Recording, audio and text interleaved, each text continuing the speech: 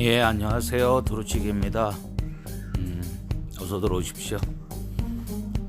오늘도 여러분들하고 산책을 하고자 이렇게 대문을 나섰습니다. 가을 날씨라 그런지 햇빛은 있는 것 같은데 오히려 안에 있으면 춥고 밖에 나오는 게 오히려 따뜻한 것 같아요. 밖에 나오니까 이제 햇빛이 비치네요.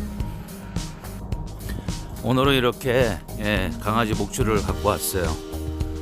하도 하도 우리 강아지들에 대해서 염려를 많이 해가지고 우리 또 도루치기 방송 도루치기 TV 스패너이신 우리 한원선님께서 후원을 해주셔가지고 오늘은 이렇게 목줄을 갖고 나왔습니다. 자, 오늘 할 얘기가 굉장히 많습니다. 지금 국감 기간인데 국정감사 기간 동안에 드디어 우리 검찰에서 우리 조국 장관님 사모님이신 우리 정경심 교수님을 구속영장을 청구했지 않습니까? 물론 100% 영장 기각을 할 거라 기대를 하지만 참 영장 청구했다는 그 자체 한 가지만으로도 자존심도 상하고 과연 국민의 뜻에 반하는 그런 검찰의 길을 가려고 하는 것인지 아니면 말 그대로 진짜 살아있는 권력을 제대로 보여주려고 한 것인지 참 그것이 궁금합니다. 자, 여러분들은 오늘 우리 정경심 교수님에 대해서 그 구속영장 청구에 대해서 어떻게 생각을 하십니까? 과연 70여 차례의 압수수색과 그 다음에 뇌경색을 진단받은 우리 사모님에 대해서 자, 영장 실질 검사도 없이 그렇게 구속영장을 바로 신청을 해서 구속을 해야 할 검찰의 그런 조급함이 여러분들 보이지 않으십니까? 자, 그 중에는 영장 청구한 그 중에는 범죄 혐의에 공무원 집행방해, 업무방해, 그 다음에 또다시 표창장 위조했다는 거 기재가 돼 있고요. 그 다음에 10개 정도의 항목으로 죄명을 붙여서 기소를 했는데 과연 자기네들이 기소한 기소 내용도 공개를 못하고 숨기고 자, 아무리 피고소인 피의자라고 하더라도 방어권이라는 게 있습니다. 법적으로. 그거는 엄연히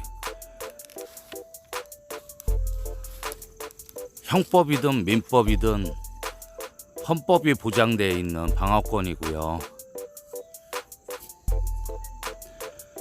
검찰이 기소를 했을 때 자기가 어떤 죄명으로 어떤 피의 사실로 기소가 되는지에 대해서 알고 알아야만 방어권이 성립이 되는 것이고 그 다음에 또 알아야만 그거에 맞춰서 해명을 할 거 아닙니까? 그런데 그거조차도 공개를 안 해요. 전혀 보여주질 않고 있습니다. 그래서 우리 정경심 교수님 변호사님께서는 법원에다가 그래서 그거에 대해서 소명 자료를 냈고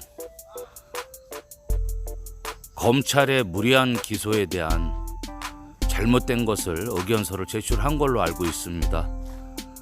자, 여러분 한번 자세히 가만히 생각을 해보십시오. 자, 대한민국 어느 사람이든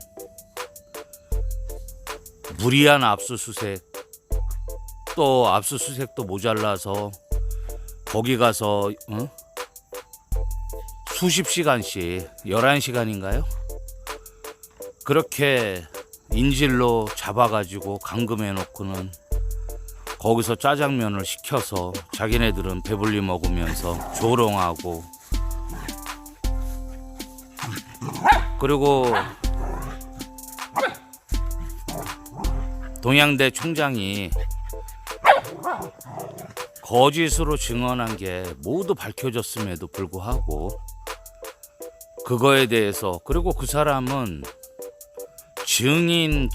증거 자체가 안 돼요.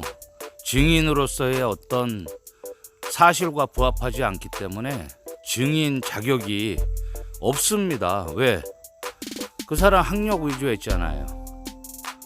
자, 학력 위조하고 자기가 표창장 안 줬다고 막 우기는데 표창장을 발급한 그 교직원이 나타났지 않습니까?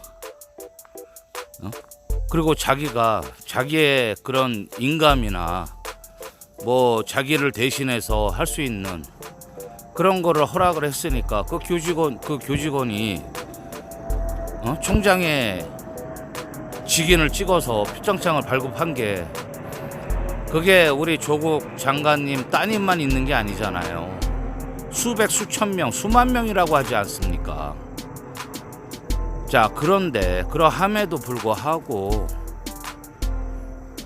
그 사람을 갖다가 그 사람이 그렇게 진술을 했다는 이유 하나로 그거를 증거 삼아 기소를 하고 구속영장을 치고, 그 다음에 우리 사모님께서 공무집행방해한 게 뭐가 있어요? 업무방해한 게 뭐가 있습니까? 오히려 자기네들이 직무유기를 했고 직권남용을 했고 명예훼손을 했고 피의사실 공표를 했고, 자, 불법을 저지른 것만 한번 따져보자니까요. 자기네들이 몇 가지를 불법을 저질렀는가? 법에 나온 그대로, 법과 원칙대로 한번 설명을 해보자고요. 근데 오히려 자기네들이 더 불법을 저지르면서 우리 사모님을 구속영장을 청구했다는 그것에 대해서, 자, 한 가지만 더 말씀을 드리겠습니다. 지금 박근혜가 강남 성모병원에 입원하고 있는 거 우리 지금 잘 알고 있지 않습니까? 거기가 57평이었어요 처음에. 자, 57평인데 하루에 126만 원인가 그래요. 병실료만, 그것도. 그러면 거기에 뭐 병원 치료비, 의사 진료비, 그다음에 뭐 어깨 수술 받았다고 하니까 어깨 수술비, 그다음에 하루에 먹는 약값, 그다음에 식대, 이런 것만 따지면 하루에 150만 원에서 200만 원이 넘는데, 자, 기사 내용만 따지면 그 돈이 부담스러워 가지고 57평에서 30평짜리 방으로 옮겼다고 합니다. 자, 누구는 한이 일개 범죄자인데, 자, 대통령에서도 대통령 당했기 때문에 그냥 평범한 국민이란 말이에요. 평범한 시민이고, 자, 그런 범죄자가 여러분 57평 병실이라 그러면 상상이나 갑니까? 말 그대로 종합운동장이에요. 종합운동장. 자, 그런 데서 혼자 쓰다가, 자, 병실 넓다는 이제 국민적 여론이 막 뒤끌고 하루에 몇백만 원짜리 하는 호화 병실을 쓴다는 그런 질타가 쏟아지니까 기껏 옮긴 게 30평이에요. 30평. 자, 병실 30평이면 여러분들 지금 살고 있는 아파트 지금 몇 평에 살고 계십니까? 여러분들 조금 여유 있고 조금 사회적으로 어느 정도 좀 경제적으로 여유가 있는 분들은 기껏해야 30평, 32평 살고 있지 않습니까? 여러분들 중에 50평 이상, 40평 이상 살고 있는 분 몇 분이나 계세요? 아마 평균적으로 좀 여유 있는 분들은 기껏해야 32평, 31평. 예, 그것마저도 안 되는 분들은 18평에서 사시는 분들도 많고요. 18평에도 또 못 사는 분들도 굉장히 많습니다. 그런데 일개 범죄자, 국정농단도 부족해서 대한민국 전체를 뒤흔든 범죄자를 57평이라는 그런 개인 병실, 1인 병실을 허용을 하고, 그것도 모자라서 이제는 30평으로 옮긴다? 자, 그럼함에도 검찰들은 가만히 있어요. 제가 왜 박근혜 그런 병실 얘기를 해드렸는지 아십니까? 자, 교도소에 수감된 피의자가 일반 병원에 입원을 하거나 진료를 받으려면 담당 검사나 그 담당 검사의 상급자가 승인을 내려야지만이 그게 가능한 거예요. 여러분들, 검사들이 피의자가, 교도소에 수감된 피의자가 열심히 죄를 반성을 하고 열심히 모범수로 지내가지고 가석방이라는 거, 가석방을 받기 위해서는 그 검사의 승인이 필요합니다. 물론 심사위원회가 따로 있지만 최종 결정은 검사가 내리는 거예요. 그러면 박근혜를 갖다가 57평짜리 1인 특실에다가 모신 거는 검사의 승인으로 그렇게 모셔놓고는 우리 조국 장관님의 사모님 정경심 교수님에 대해서는 왜 그렇게 잔인하게 아주 그냥 한 가정을 도륙하듯이, 하물며 그 따님의 중학교 때 일기장까지 뒤져가면서